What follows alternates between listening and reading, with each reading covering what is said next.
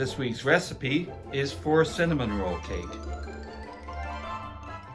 Hello and welcome to Baking for Change. I'm Destiny Moser and today we are joined by Craig Norris. Thank you very much for coming. Thank you for having me. I'm very excited to see what you're going to be baking for us today. I'm going to be making a cinnamon roll cake, and that is, I don't want to get people's hopes up because when I mentioned that I was coming to do this today and everyone at work asked me what I was making, I said cinnamon roll cake, and I don't know why they had so many questions, but there were so many questions about it, like it was the most important thing of the whole day. But they said, oh, is it like rolls, cinnamon rolls made into a, I'm like, no. So it's like just cinnamon rolls and it's a cake. I'm like, it's just a cinnamon cake. That's really all it is. It's not, I mean, I thought it was going to be rolls and a cake too. And I feel terrible about this. And I'm sorry if I've let everyone down already. Although I feel like this is going to be much easier for our viewers at home to be able to recreate. That's the way to pitch it. Excellent. Yes, it is very easy. So we start with where everything is going into this bowl, and actually this is the cake part of it right here. So everything's going in this bowl because we're going to put it in the stand mixer, which I believe is out of the shot. I just want to tell you out loud what I'm putting in though. So I have to get we don't waste paper. No. On Baking for Change. It's exactly. all on my phone.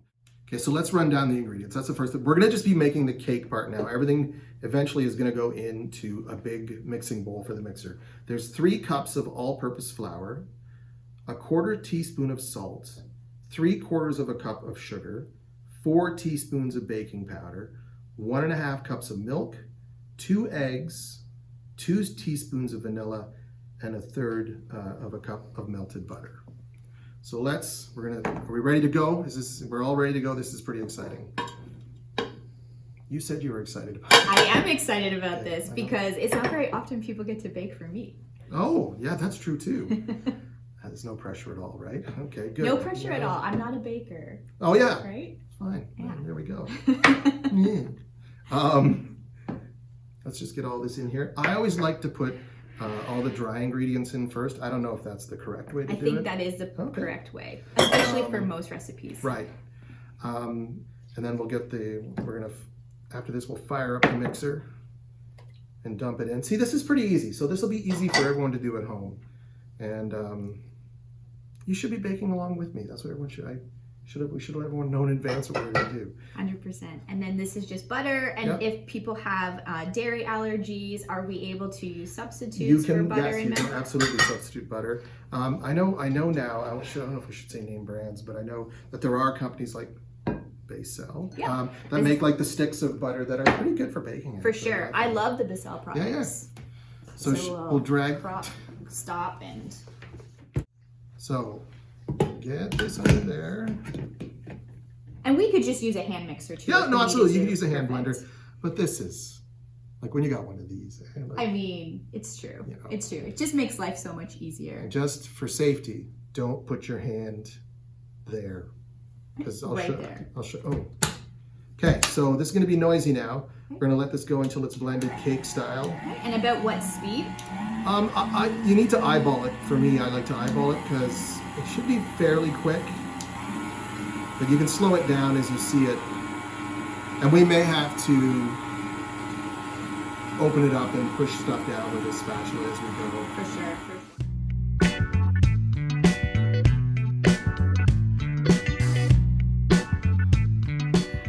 Yeah, that seems to be a good.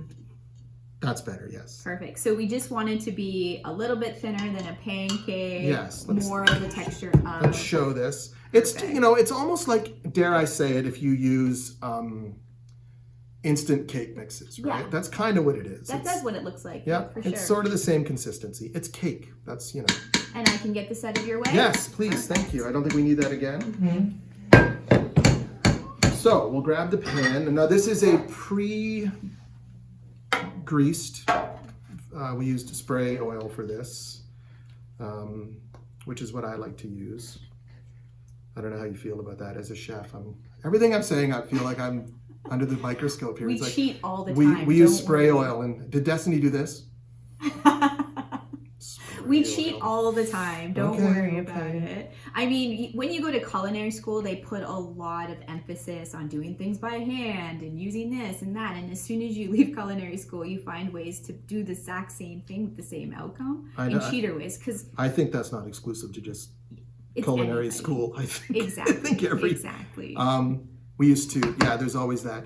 They always teach you the longest way, and then they go, but you know what you can do. Yes. Well, why didn't you start with that? Exactly. I remember having to learn how to make hollandaise sauce and just the amount of mixing that goes into it. So it's so much nicer when you have a blender. Hollandaise sauce is one of those daunting things Yes. that people always... I did fail at it twice, but then I did it actually perfectly and set proof to my. I bet you to haven't. my- I bet you haven't to failed my at it teacher. since. No, We're just I gonna don't make- make it. I don't like it. Oh. Do you only make stuff that you like? No. But you cook for a bunch of people though. Yeah. Too. Like you. And I definitely have found, and I don't know if this is with you, but I find that when I cook for other people, I feel like I ate all day and I don't really eat my own creations. Yeah, I totally get it. I cook almost exclusively in my house, and I bake a lot. You just spread this out like a cake. This is a little thicker, but I think we're going to be okay. Okay. And it's a nice even layer in here. Yeah, just, depending on, how it works, it'll puff up in the middle and things like that. And then we want to use this type of a pan, or could we use a glass pan if we have you can use a glass pan. Perfect. Absolutely. You'll just, the cooking times, you'll have to just, adjust them a bit, I guess. Yeah, I can very much see taking the same recipe and just adjusting the time a bit and using muffin tins as well. So it gives you that size of a cinnamon roll, but without the rolling. Yes, and as I said, you can totally fine to eat this for breakfast. Yes. Maybe with a little ice cream. Now we're gonna let's do that. So we're going to make the cinnamon part of it, and what we'll do is the cinnamon part is just this. Yeah, I can move this over And here. let me tell you, I have to go back to my phone. Do you memorize recipes, Destiny? No. Okay, good. I don't feel so bad. This is why I don't bake. I'm still very self-conscious about this. I mean, I started my career baking, and that's what I thought I was good at. And then I realized I actually I don't follow rules very well, and so cooking became my passion. My mom she comes from a family of bakers. They owned Files Bakery in Elora for a long time, and she always used to say that cooking was fun, but baking is science. And you can't, baking doesn't, now, when it comes, with that, you really can't, you got to stick to the recipe. Now, for this topping, the cinnamon topping that we use, you can, if you like more cinnamon, this is where you can, mess with it, right? If you like more cinnamon. I've added a tiny bit more cinnamon. But in this, the dry ingredients are a half a cup of brown sugar, 2 tablespoons of flour, and 1 tablespoon of cinnamon. I sort of put in a tablespoon and a half, maybe almost 2 tablespoons. We're gonna put the melted butter in. Stuck to the, just so you know, this was all done in advance. All of this stuff, That made for TV approach, for sure. So much so that I think the butter is sorted to. So we mix this up. I shouldn't really be using a whisk for this, but you mix this up until you get, it's sort of like a crumble. Like a crumble, and then you put it in, and I'll show you what we're going to do, because this is the really fun part. This is where you get the kids involved. Even if they're sleeping, you wake your kids up and you say, you get in the kitchen, because we're going to do something fun now. And believe me, they'll thank you for it. They'll say, Mother, Father, Caregiver, thank you for showing me this. Goodie Goodie is a non-profit bakery offering training and jobs for refugee youth. Hi, it's Stephen at Goodie Goodie, and that was Wendy Pauls, the host of the Baking for Change show. We're getting ready to launch our first ever pop-up bakery, and we could really use your help. We want to earn our way, not just accept donations. So 100% of the profit from our bakery sales and 100% of your donation goes towards paying our young refugee staff. Everyone at Goodie Goodie is a volunteer, and we don't pay for things like rent or advertising, so our administration costs are almost zero, which makes us a pretty good choice when deciding who you want to support. There's a donation link right on our website, as well as in the description section of this video. And the more you donate, the more refugee kids we can bring into our program. For more information, visit goodiegoodie.ca.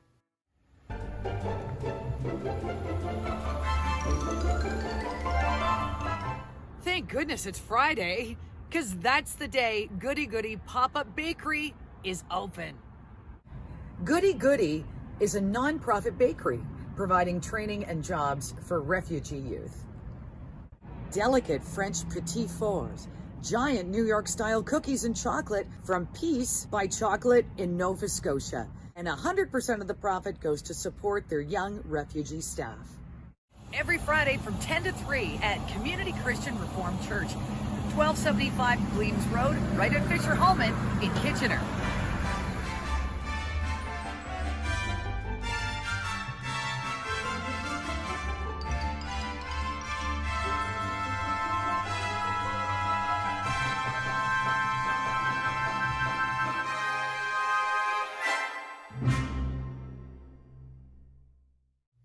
Okay, so what we did was I had to, because as I said, I added a bit more cinnamon and a bit more brown sugar, we had to melt some more butter. So you need sort of a consistency like this, right? Because I'll show, and you'll see why right now. Here's what we do with it. We drop it in like this.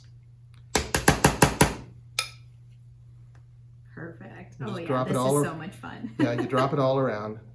Oh, this is nothing, Destiny. Oh, you haven't got to the good stuff yet? You wait.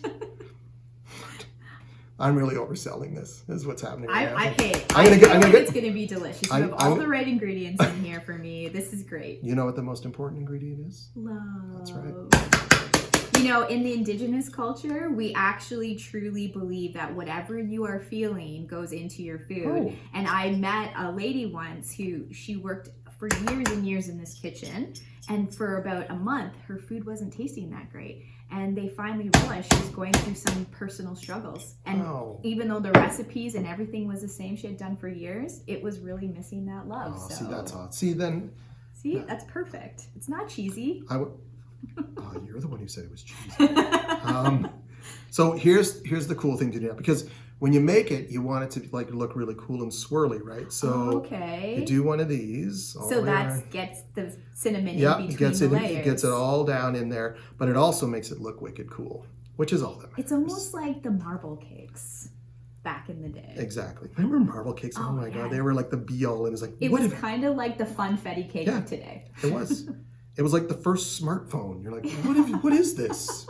It's chocolate and vanilla? What a world. You don't have to choose.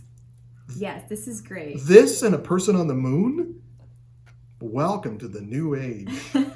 So we just basically, there's a lot, but that's okay because you like a lot, right? So you just don't want to over mix it? No, you just want it to be swirly, but you want to make sure you don't want to make sure all the lumps are out, because let's face it, sometimes you love getting those want lumps, that right? burst of flavor. So we're very close to this going into the oven here. You guys have an oven, right?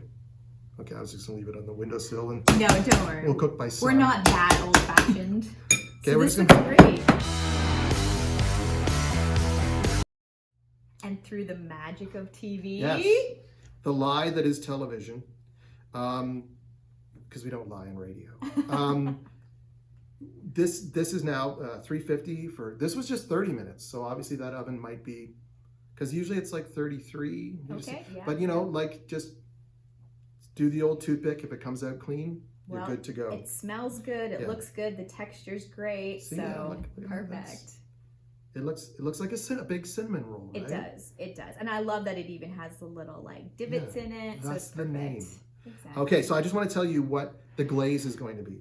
The glaze is 1 cup of powdered sugar, 2 to 3 tablespoons of milk, and a teaspoon of vanilla, half a teaspoon or whatever. This is also glaze.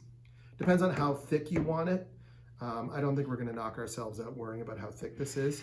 I like glaze too, and we talked about this off camera, because yes, we do talk off camera as well. Don't really like runny glaze, right? This may be runny, because a thing you should let this cool just a tiny bit too, I think. Am I right? Exactly. Yeah, Okay. a little bit, right? And also too, when you get a cinnamon roll, you want that it's gotta glaze on stay. the top. It Right. you don't want it to be on the side You can and on always, the plate after. you can always add more powdered sugar, and we may have to add more powdered sugar to this. So here we go. We're going to stir this up. This is exciting. I love it. I love it. Yeah, it's definitely very thin. Yeah, it's pretty thin, and it doesn't look the right color. I'm sure that's just the vanilla we're using Yeah, it today, is. right? Oh yeah. Sometimes probably. you can get the white vanilla. Okay, let me just add a bit more powdered sugar then. So just, right now, anyone watching this is going, how much powdered sugar? Yeah. Now, at this point, I don't know how much it is. We started with a cup, and it wasn't Quite right. wasn't quite good. Yeah. This is perfect. I do think that it's usually traditionally 1 or 2 tablespoons of liquid per cup. So that should help some of the people at home. Well, where were you a couple of minutes ago? Sorry. No, I think that's gonna have to be it. Oh, I love this part. It's like satisfying to just watch it. Oh. And it'll get stuck in the crannies in there, the nooks and the crannies, as they say. And I don't like when it goes down the sides like that, but It's in the pan. that says more about me than really anything. Oh, that actually is. Yeah, it looks very. That's actually okay. I like it. It looks Yeah. really cool. So you may want to let this cool after you've glazed it. And And if you need to serve it quickly, just throw it in the freezer Yeah. for a little bit. yeah, that's always the way to do it. Oh, that looks so There it good. is. That is cinnamon roll cake. I'm definitely all for this. I don't think I'll ever make another cinnamon roll again. And now it's everybody's favorite time, the eating part. Yes. So what we did was we put it in the freezer for a bit just to get the glaze. You can see the glaze on the top kind of. So it looks pretty good. I think it looks delicious. Yeah. So shall I cut it or? Yeah, go for it. Is there any superstitions behind that? I don't think so. I don't have any. I'm My not mom- a superstitious person. Nor am I, but my mom would have like, don't cut cake in someone else's house. don't, someone's gonna die. And it was always like dire like that. It's like, Yeah. what? Well, I guess that's why I will cut we it. are living longer, because we live on the edge. And it's just a full diet of cinnamon roll cake. So, yeah, it looks pretty good. The consistency is good. I'm gonna cut. The continuity. But this problems. is exactly like Yeah, so- the cinnamon rolls, right? It's all gonna look the same in the end. Exactly. That's another terrible thing. Anyway. And it all tastes the same. Yeah. My kids always say when I give them this green juice, they'll be like, looks awful, tastes delicious. So What is it? What kind of juice is it? it's just a whole bunch of different green vegetables and fruits mixed together. See, I thought and it was. it's so good. I thought it was lime, but it's like, oh, that's. Limonade. It's. You make your kids Tom Collins. Right You on. don't? Right on. Okay, let's try it. Let's dig in. I'm excited. It smells Oh, so and it's good. really moist. Yeah. Yeah, that's pretty good. That turned out perfect. It's better than any cake I've had. Ever? Yeah, I don't really like cake because it's Oh, that's good. I'll tell That's you really why. good. Thanks. I don't really like cake because of the texture. And so if cake had this texture, I would eat it. It does have a cinnamon roll texture. to it. Yes. Yeah. Yes. There you go. There We're you enjoying go. this now. Leave us to our cake. Thank you for this. This was great. Thank you.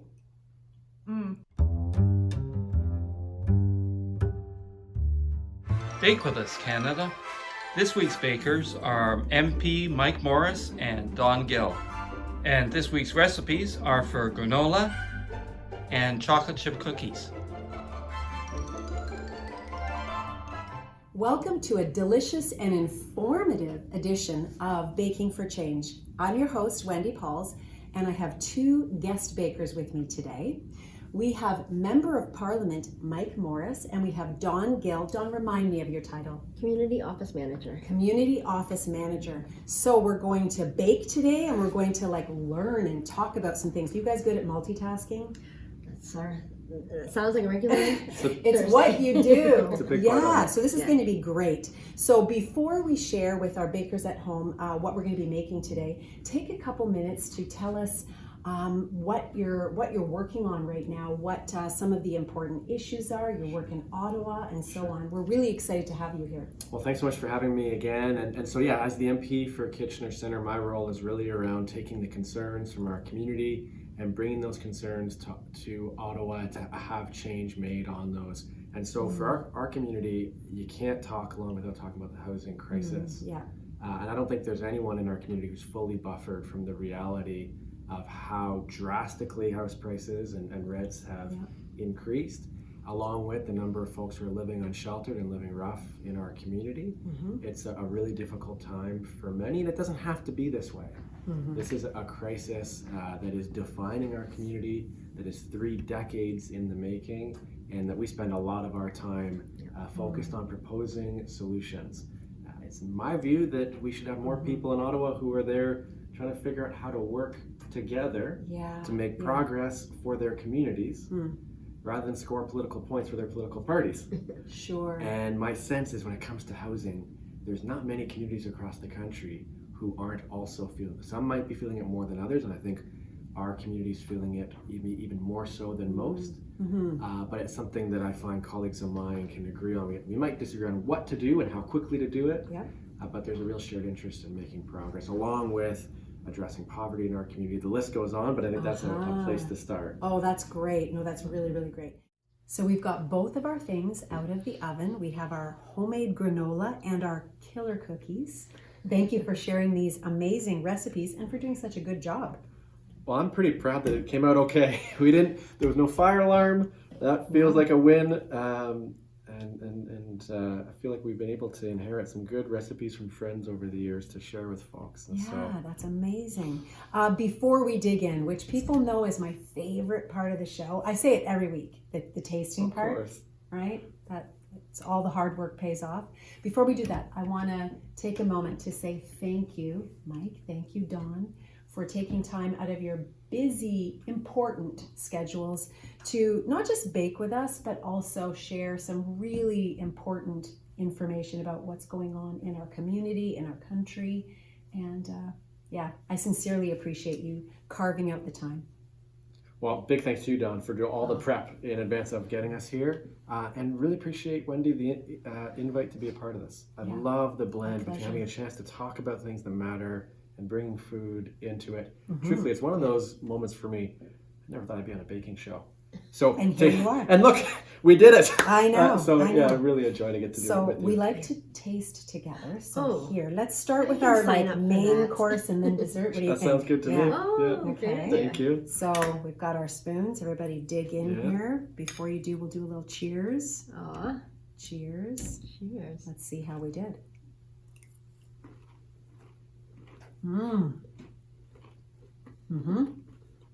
I can't talk. Need some milk. Very good. Love the maple syrup. And it can fill you up. I like that. I'm going to make that. Well, you could even take it home. Even better. Well, it sounds like you need some to take to sustain you. And now we're going to switcheroo and please join me. We've got to test out. Well, this is the easy one. Yes. Please. Oh, they all look good. I'm going to try this one on the top here. Thank you. Oh. Here we go, friends.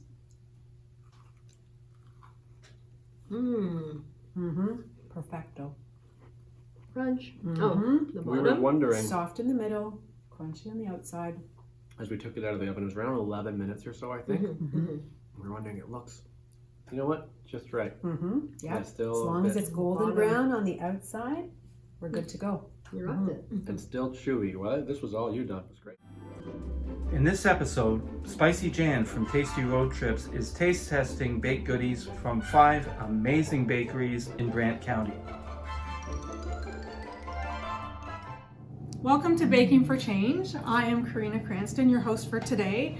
And today I am with Spicy Jan. Hey, Karina. From Tasty Road Trips. You may remember Jan was with us on episode 4 where she did cheesecake in an Instapot, right? Yeah, it was fantastic. So good. So delicious. Yeah. So not all of you may be bakers or want to take the challenge of trying baking. So there's a solution for you, which Jan is going to show us today. but what you can do is support a local bakery rather than bake yourself. So, Jan, tell us what we're going to do today. Right. Well, today, thanks so much, Karina, for the great introduction. Today, we're going to be doing a taste testing of 5 fantastic local to the Brant community bakeries. So I'm a foodpreneur with Tasty Road Trips, and I'm out and about all the time meeting new foodpreneurs and going and checking out sweet and savory on farm markets.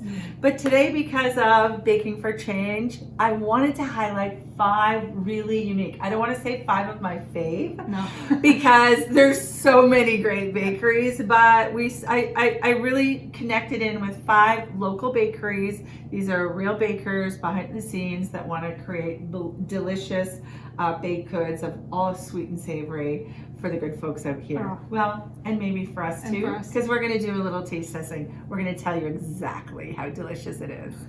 Sounds good. So Jan, you mentioned 5 local bakeries. Do you want to just go over with us who the bakeries are, where they're located? Excellent. Yeah, thanks so much for asking, Karina. So the first bakery is Christie's Market Kitchen. Christie's Market is located in Harley, Ontario. Then the next one is Paris Bakery, downtown Grand River Street North, downtown Paris.